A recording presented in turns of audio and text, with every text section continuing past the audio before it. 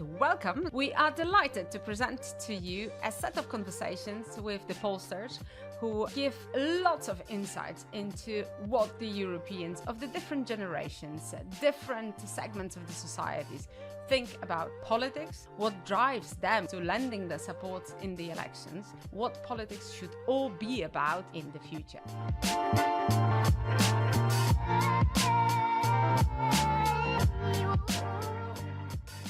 Welcome to this new pioneering episode of FEPS Talks. My name is Ania Skrzypek. I'm Director for Research and Training, and it's my absolute honor and delight to inaugurate with Marcin Duma, CEO of IBRIS, which is the Institute for Social Market Research, this new series where we are going to look at what the Europeans are thinking, what it means for the future of politics, and what sort of trends we can see developing across the European Union in the different places, regions, and countries.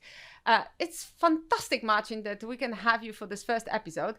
I'm hoping for a heated debate. It's 35 degrees outside, so I'm expecting nothing less from this episode. So great to have you with us for this first episode of the new series. It's my great pleasure and honor to be here in this opening pioneering episode of your podcast. Well, it is 35 degrees, so I think the atmosphere is already heated. We've got a little bit cooler spring and summer in Poland this year, but it is very tricky because the temperature of the air was a little bit lower than average. But the temperature of the political debate on the political process, it is overheated, and it is overheated. It was overheated before the election, and it is overheated after elections. Exactly. So you've already hinted where we would start the conversation from. So let's start from easy and your favorite question, namely Polish presidential elections. We have just seen two rounds. The entire European Union and the world, one can say, held its breath in a hope. But the outcomes of the presidential elections, especially of the second round, as close as they might be, are of course a source of a lot of emotions. You've already hinted into that. But in preparing this episode, you've also said that they are quite insightful for the entire European audience. Why is that? Well, there are some lessons coming from this year's election in Poland. And these are not the lessons only for Polish political scene, for Polish scientists, for Polish politicians, but they're also lessons for broader audience. I mean, for Europeans, to some extent also the US, because this is what we are observing, or we have observed in Poland. I believe it has an impact not only in our country. And there are, well, at least four major lessons. The first, it is the validation of hypotheses that the right populism can be beaten by mainstream. So the mainstream can overwhelm the right populism with a proper agenda, with the proper strategy. This is the first lesson. I will just go on with that later. The second one, it is acceleration of demands. Well, it doesn't mean exactly that demands are more and more extensive, but the idea of this acceleration lies in shortening time between action, like voting, and time when we expect fulfillment, for example, of electoral promises. So sort of a delivery criteria, you'd say. Yes, but I think it's just a little bit more complicated. I will just go on with that later, because there are also two lessons to be mentioned.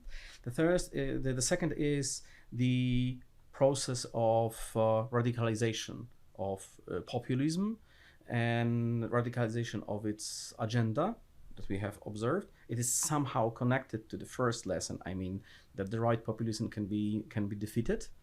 And the fourth, which I believe is one of the most important, and it's very coherent both in Poland in the recent election, and in the US, in the elections they were held, the presidential elections that they were held last year, it is the revolution, a crawling revolution, but still a revolution in media consumption model.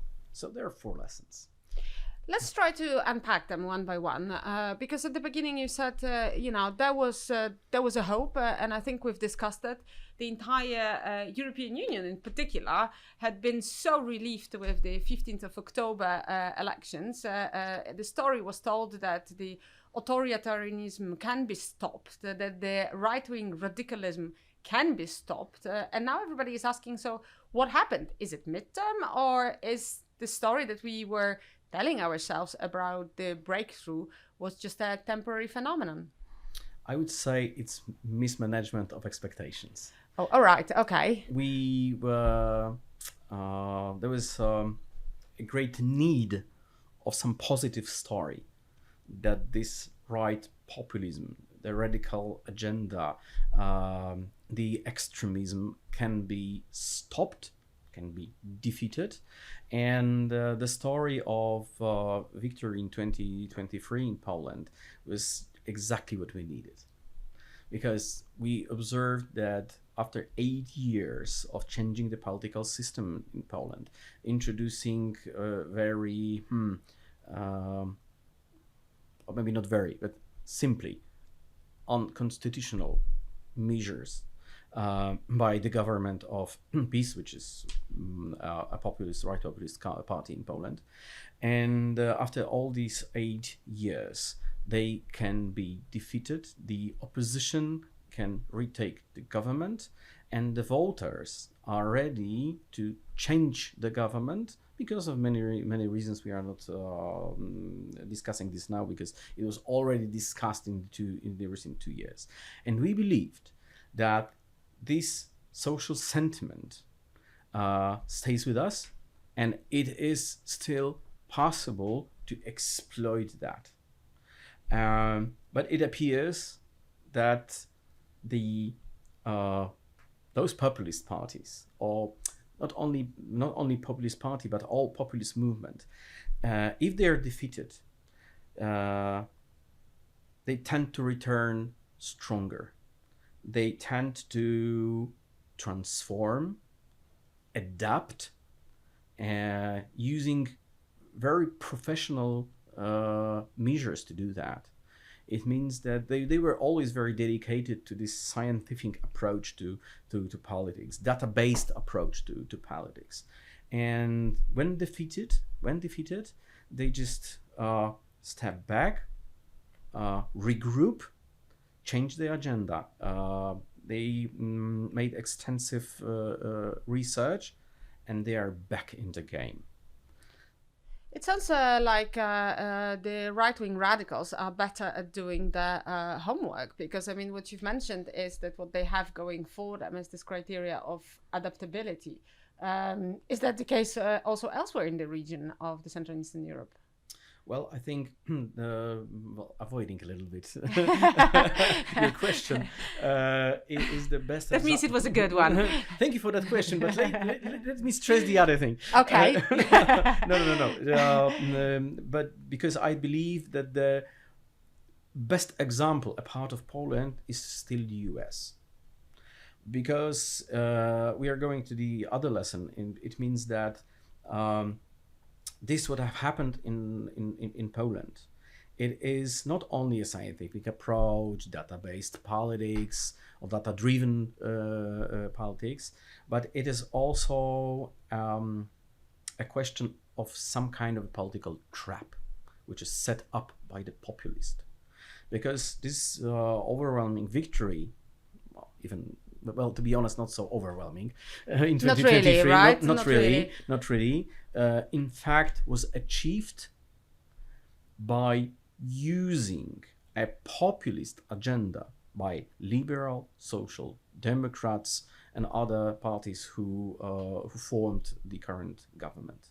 And it was a trap because they used a narrative, they used an agenda which at the end amplified this what is a core messaging of the populist. So now we can say after, well, nearly 2 years, that it was not exactly a defeat.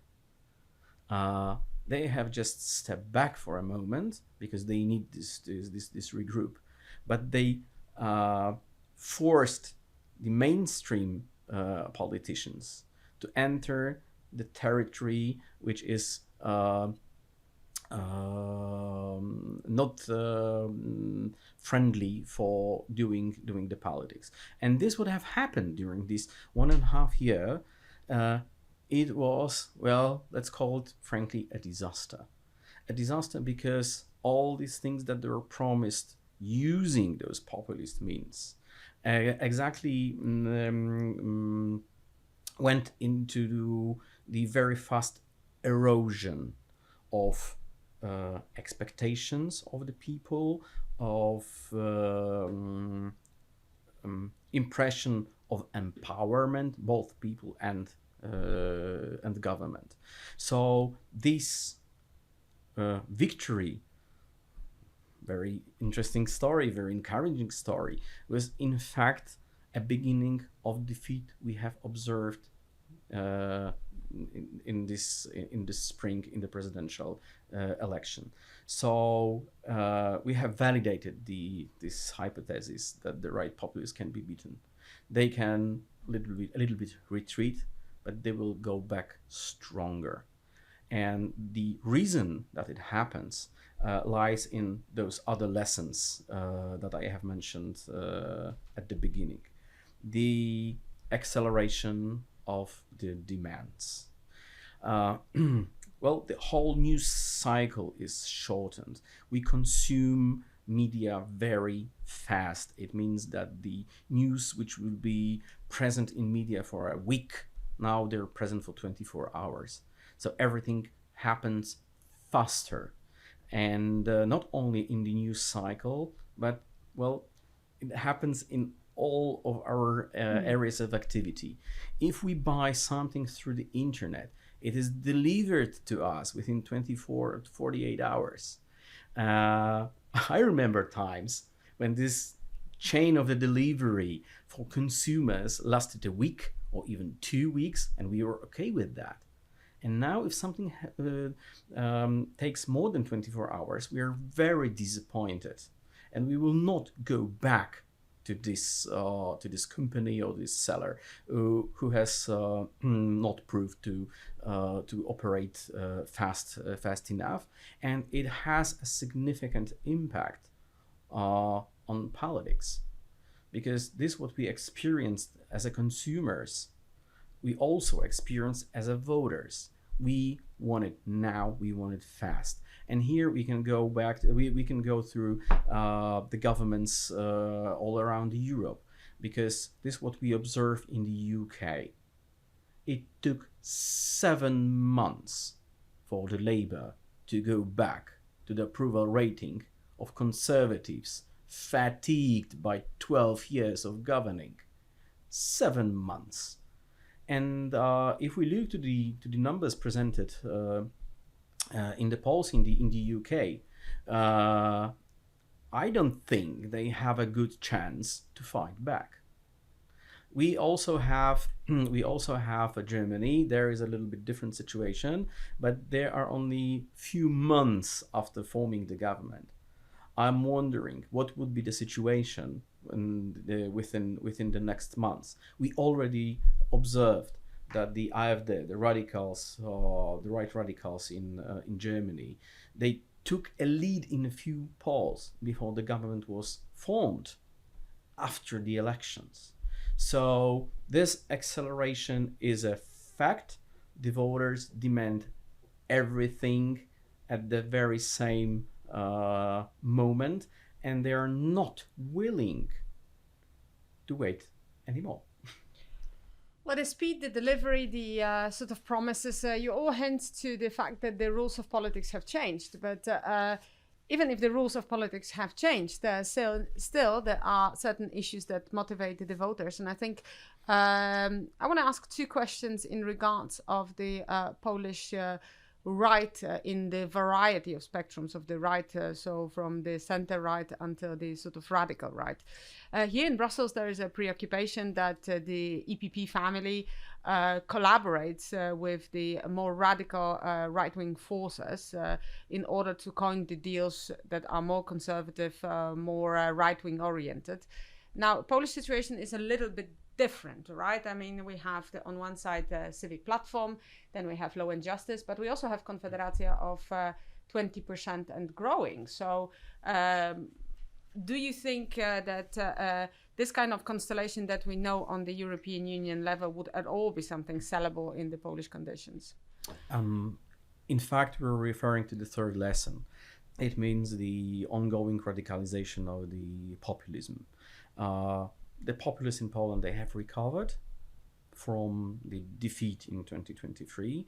They have regrouped, and they have regrouped not in the manner that peace is still getting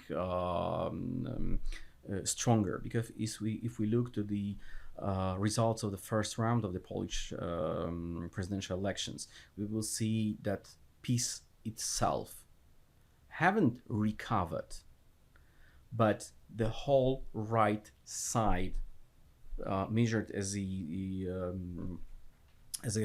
conglomerate of different forces, something which is not far right, which is far right.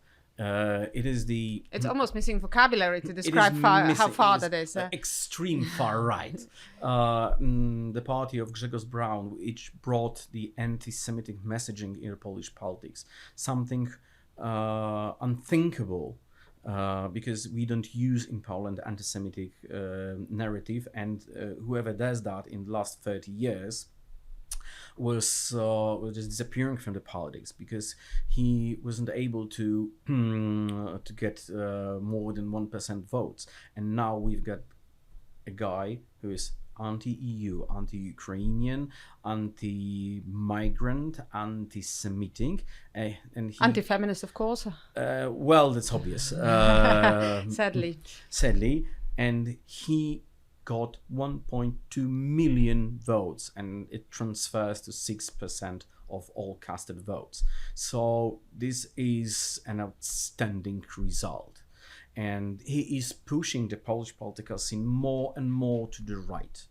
We have also the Confederacja you have mentioned, which, comparing them to Braun, appear to be a moderate, a liberal to some That's quite extent. Incredible to say. That's incredible, because we perceive them, well, if we spoke in 2023 during the general elections in Poland, we would perceive them as an extreme right.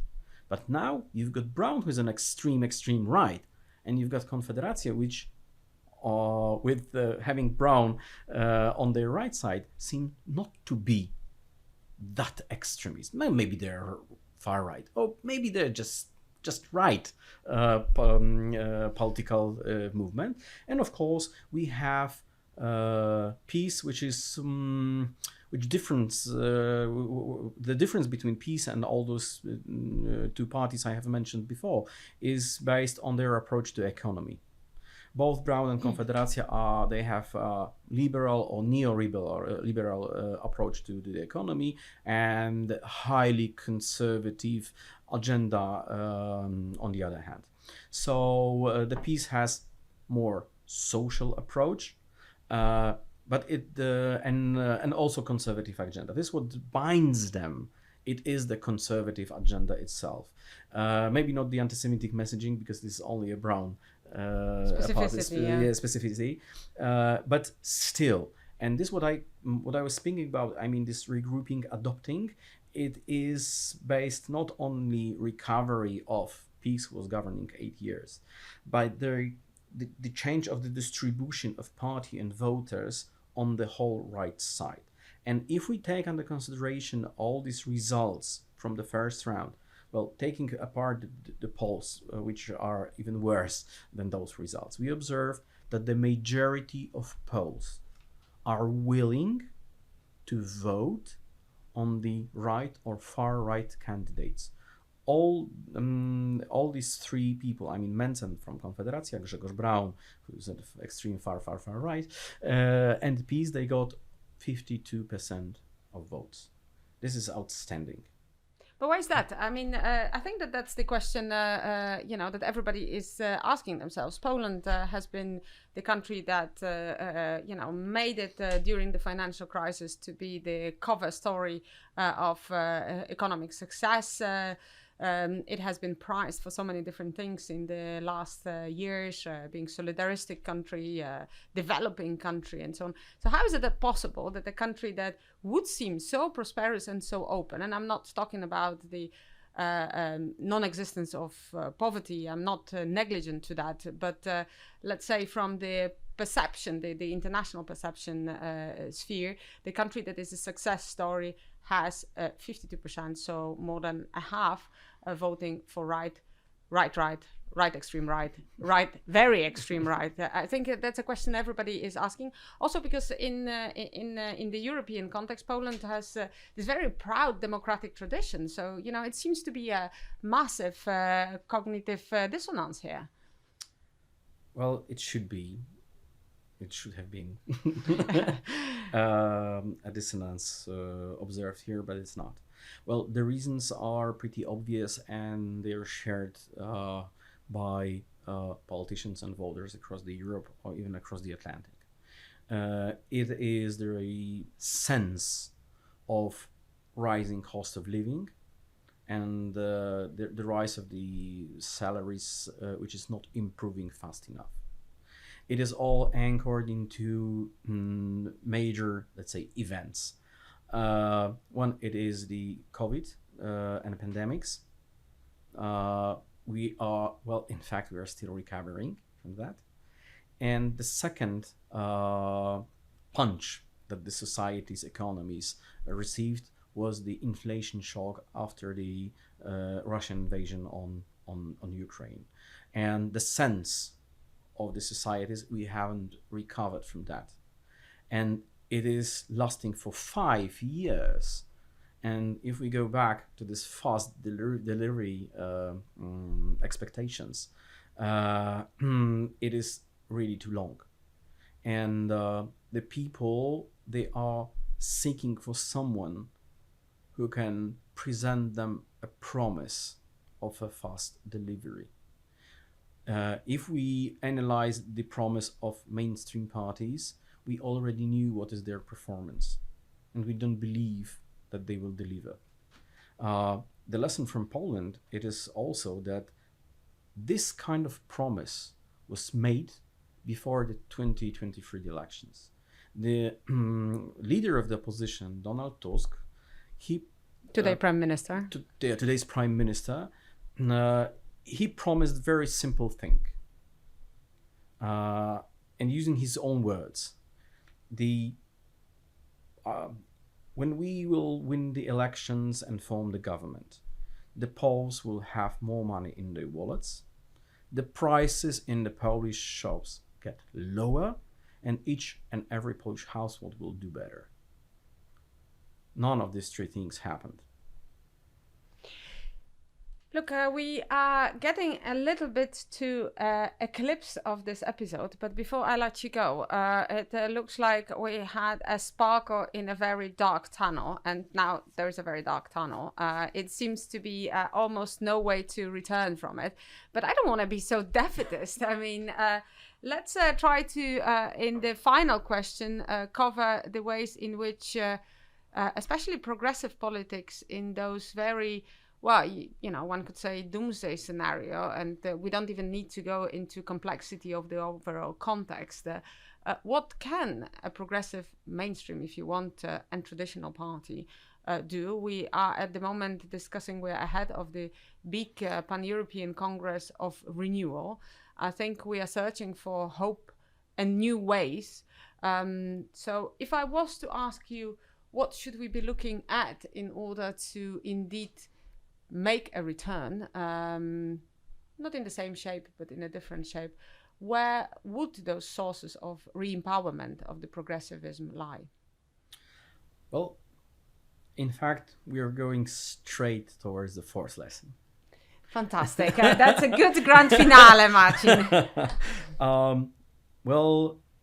I think that the progressive agenda is up to the people's expectations, because to some extent it was adopted by the populists. Of course, they are using their own language, their own narratives to present, because it all refers to the very same, very well research and very well named issues and problems of the society.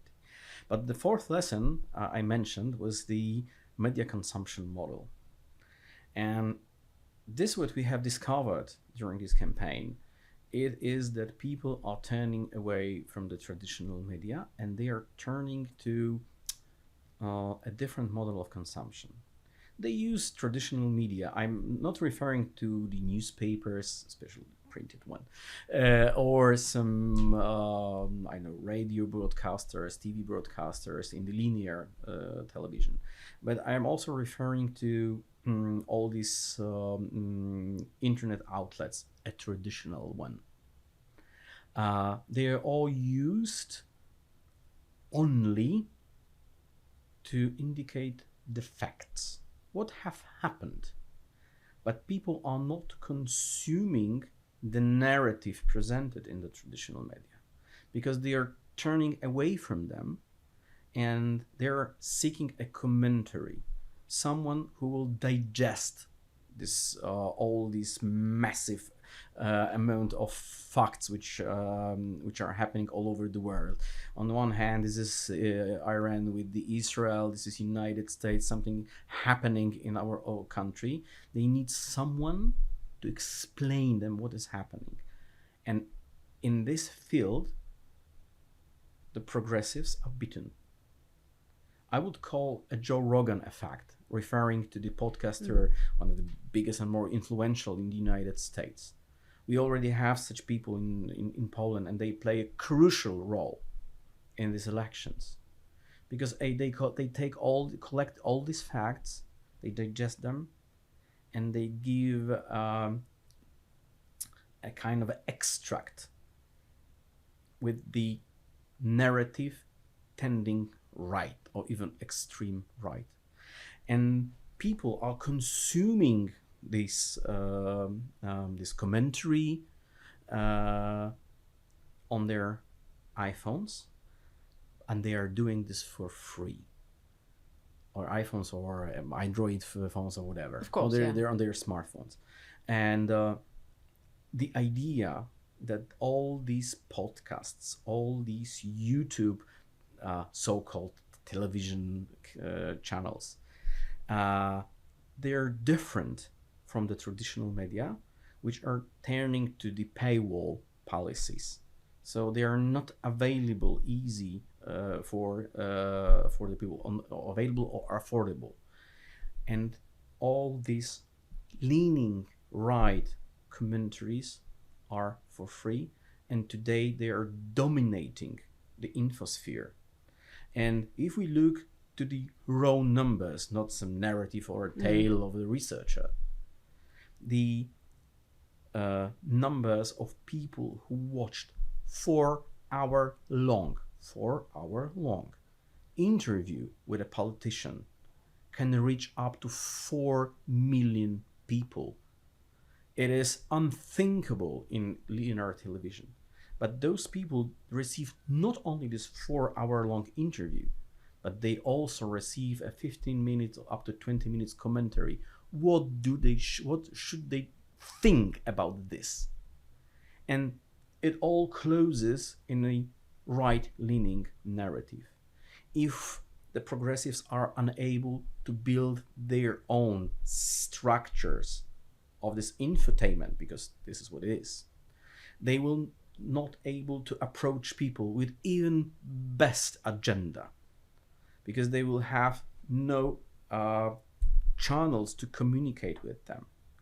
And the idea of this media revolution, or media consumption revolution, is based on not reaching those alpha voters, which already knew everything. They follow each and every news, and they have their own opinion. But they're approaching a beta voters, which came on the market on the bigger number, and they are selling to these people a promise that using all these digested narratives and so on, they may become an alpha voters. So it is an aspirational promise. Of course, and this is so attractive for these people that they start to follow that media, talk the language they were taught through this process of commentaries, of interviews, of all these digested narratives. And what I see in Poland, we have dozens of such channels, more or less popular. But on the other side, we have only two podcasters, Jakub Dymek and Marcin Duma, and they're the only ones who are doing something with the progressive agenda. And even if they have so many followers, their impact, comparing them to these dozens of people with million-wide audience, well, it is very encouraging that they're doing this, but the impact is, well, it's obvious. With that, I will have to say that this has been a fascinating conversation, and I do hope that, especially in the light of the last comment, this particular podcast episode is going to contribute to changing the trends, since we've been discussing the context, how to understand that, and what is the way should the progressives amass the willingness. And I think, there is something to be said about the communication that might be empowering. Marcin Duma, CEO of IBRIS, was mine and your guest on this pioneering episode of FEPS Talks, ahead of the PES Congress, ahead of the discussion about the new chapter of renewal of social democracy. Marcin, thank you so much for being and opening these doors and understanding for us. Thank you. Thank you very much. This series of podcasts is only part of the series of the FEPS Talks. You can find many of them pertaining democracy, socioeconomic dimension, digital, climate, foreign policy, gender equality, and many, many others via our YouTube channel. We wholeheartedly recommend all of them to your attention. We would be incredibly, incredibly grateful if you felt like intervening and leaving your comments behind. Thanks so much, and I do hope to see you online and hear soon from you in the future.